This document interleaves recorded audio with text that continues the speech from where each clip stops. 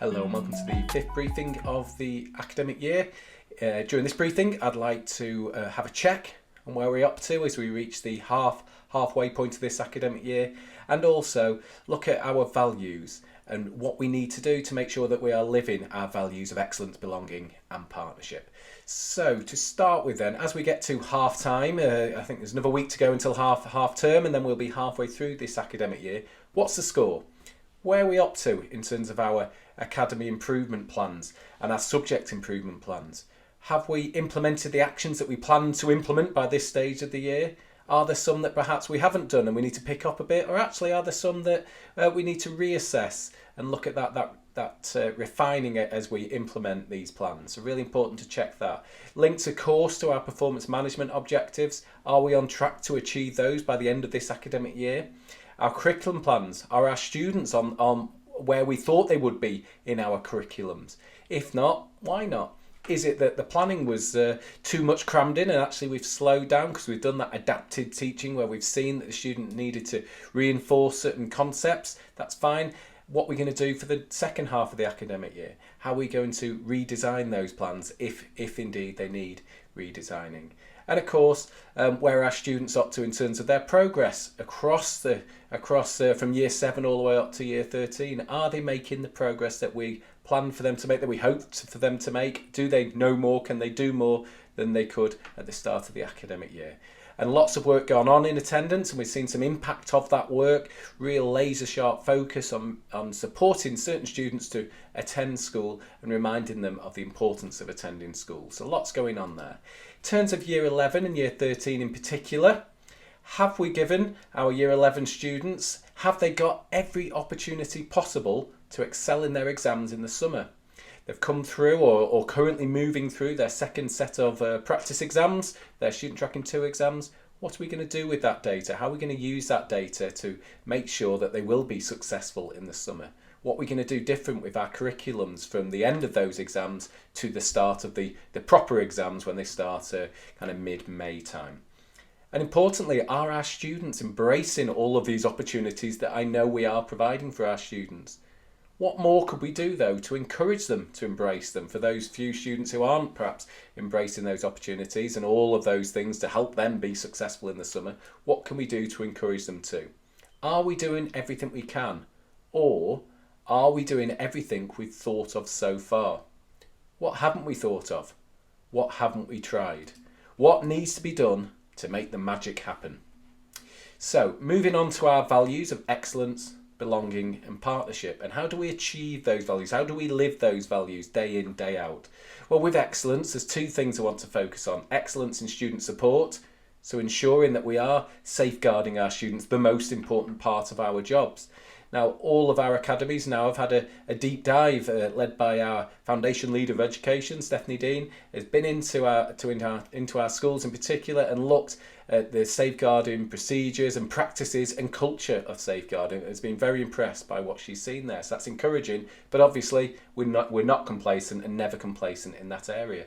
Attendance, as I said, there's been lots going on there, and we are seeing the impact of all that work. So that needs to continue and needs to be refined, and think what more can we do to get more of our students into school day in, day out, and into lesson when they're in school, which links to that third one there, that expectations. Our students, do they know what's expected of them? And do they know the consequences when they don't meet those expectations? And are we holding the line in terms of those consequences? Make sure that we're delivering them persistently and consistently. On to student outcomes. There's the excellence in teaching and learning, the 7-Up conference, practice exams, the follow-up from those, crucial revision, and of course that crucial focus on our disadvantaged students to make sure that they have got all of the opportunities they need to succeed in the summer. So looking at our excellence in teaching and learning, revisiting that lean learning, lean lesson planning, lean delivery of lessons, really thinking, what do I want the student to have learned by the end of this lesson? Remembering that we've got experts, we are expert teachers, and we should be in charge of that lesson and in charge of each of those key phases of the do, now, I do, we do, you do. We want our students to think very hard during those phases, and we want to plan carefully the sequencing of those phases and of the lessons and of the curriculum in the medium and longer term. And I know there's a lot of work that continues to go on in that area. A reminder of, again, linked to that excellence in teaching and learning, thinking how do we make sure that our students right at the top end, those students striving for grades 7, 8 and 9, how do we make sure they achieve those? And there was lots of ideas shared at that conference on the 11th of January, lots of really quality thinking I could see in the hall at Lethbridge when we had that conference. Have we followed up on that? Are we implementing those ideas in our lessons day in, day out? That backwards planning, starting with the exam. What is it the examiner's trying to get? How am I going to make sure that this lesson prepares my students for those exams? Particularly important for our Year 11 and Year 13 students. Planning those curveball questions. How else could the examiner ask that question that might trip my students up? Let's practice those. Let's write some of those. Let's get our students to start practicing those really difficult questions. And also that positive mindset, making sure our students know, yeah, that's good work. Well done. You can do it even better if you do X, Y, and Z. Lots of really quality thinking there for the students aiming for grade 7, 8, 9s, aiming for A's and A stars, but also just solid, good teaching and learning practices which will help all of our students no matter what grade they are aiming for. And no matter what grade they're aiming for, it's important that our students revise, and it's important our students understand what good revision looks like. And there's been assemblies across the academies over the last few weeks where we've got students to think very carefully about how they revise and how they can revise even better. Making sure they're aware that, yes, it is a big task. There will be lots of exams. There will be long exams, longer than there used to be, certainly. Making sure our students are aware that actually they've got to grab the grade, because if they don't, somebody else will, link to that zero-sum game there. Making sure they realise, though, that they can do it, that positive mindset. There is still all to play for. And making sure that they understand what good revision is. So that retrieval and those practice questions, making it stick with quality revision materials and active revision. Lots going on there.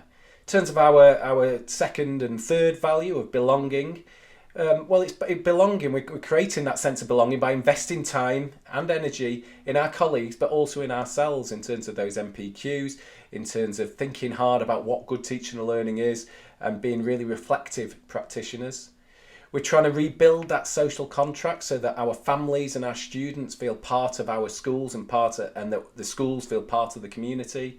And striving to make all of our schools, all of our academies, a great place to learn and work. In terms of leadership, it is linked. In terms of partnership, it is linked to those leadership programs. It is linked to those foundation leaders of education and the Free Brunner Library, ensuring that we're sharing, working together in that deep and purposeful collaboration, so that we're even better than the sum of our parts there. And finally, I just want to finish with this graph here. So this was from a conference I was at this week, and it talked about how our aspirations are always really high, and sometimes our performance doesn't meet it. Sometimes it certainly does in our academies. But how do we reduce that gap? So if we think about our aspirations in terms of student outcomes, so keeping the Year 11s and Year 13s front and centres, we have got high aspirations for our students. We've set them high targets.